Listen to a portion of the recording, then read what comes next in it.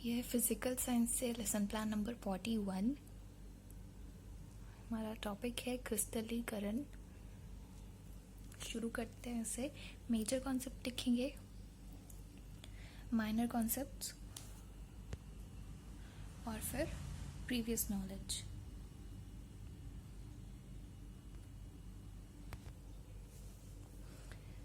पूर्व ज्ञान पर आधारित प्रश्न और हम आ जाते हैं प्रस्तावना प्रश्न पर। हमारा पहला प्रश्न है, हमें जीवित रहने के लिए किन किन चीज़ों की आवश्यकता होती है। आंसर आ जाएगा, जीवित रहने के लिए भोजन, पानी, वायु आदि की ज़रूरत होती है।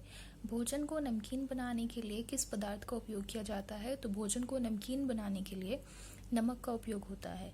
नमक के कणों को और क्या कहा जा सकता है। नमक के कणों को नमक के क्रिस्टल भी कहा जा सकता है। क्रिस्टलीकरण क्या है, संभावित उत्तर। उसके बाद आ जाएगा उद्देश्य कथन,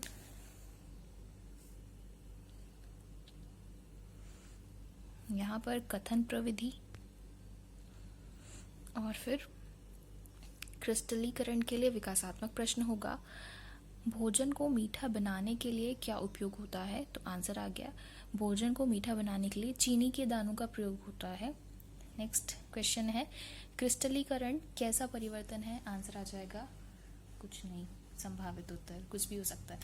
ठीक है, फिर स्पष्टीकरण देते हैं। अशुद्ध ठोस पदार्थ के विलयन से शुद्ध पदार्थ के नियमित ज्यामिति वाले कण शुद्ध क्रिस्टल प्राप्त करने की प्रक्रिया को क्रिस्टलीकरण कहते हैं। यह एक प्रकार का भौतिक परिवर्तन है। उसके बाद आ जाता है प्राप्त ज्ञान का बोध कराना और यहाँ पर मूल्यांकन प्रश्न होगा हमारा। क्रिस्टलीकरण से आप क्या समझते हैं। फिर हम एक्सप्लेन करेंगे क्रिस्टलीकरण विधि और इसके लिए विकासात्मक प्रश्न होगा। क्रिस्टलीकरण द्वारा कैसे कण प्राप्त होते हैं। आंसर आ गया, क्रिस्टलीकरण द्वारा नियमित ज्यामिति वाले कण प्राप्त होते हैं। नेक्स्ट क्वेश्चन होगा, क्रिस्टलीकरण विधि से आप क्या समझते हैं। तो इसका आ जाएगा संभावित उत्तर और हम एक्सप्लेन करेंगे इसके लिए।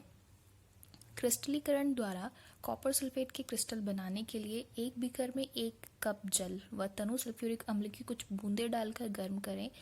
जल उबलने पर कॉपर सल्फेट का चूर्ण लगातार हिलाते हुए तब तक मिलाएं जब तक और घोलना संभव ना हो। विलयन को फिल्टर पेपर से छानकर ठंडा कर लें। कॉपर सल्फेट के क्रिस्टल तैयार हो जाएंगे। इसके लिए चार्ट देखेंगे। ये बहुत ही सिंपल चार्ट बनाया हुआ है। इसमें क्रिस्टल्स बनाने की विधि को शो किया हुआ है। इसमें फर्स्ट जो हमारी टेस्ट ट्यूब है उसमें देख सकते हैं वो जल लिया है और तनु सल्फ्यूरिक अम्ल की कुछ बूंदे, उसके बाद बर्नर से इसको हीट अप किया। कॉपर सल्फेट का चूर्ण इसमें ऐड करते रहेंगे और फिर लास्ट में हम फिल्टर पेपर से इसको एक्सट्रैक्ट कर लेंगे तो कॉपर सल्फेट के क्रिस्टल हमें प्राप्त हो जाएंगे।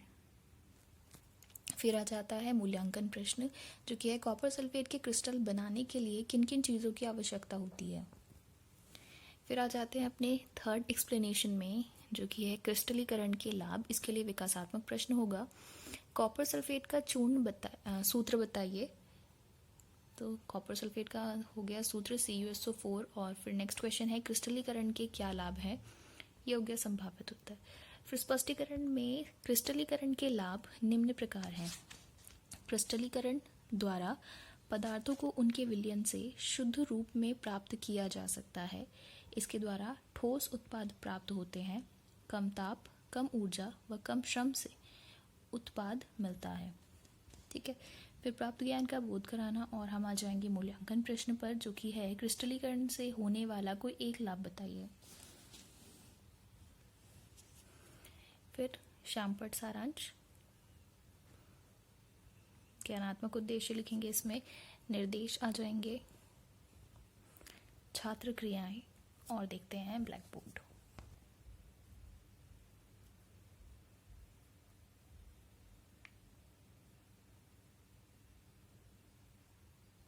गृह कार्य। फर्स्ट क्वेश्चन है, क्रिस्टलीकरण विधि समझाइए और सेकंड है क्रिस्टलीकरण के लाभ बताइए।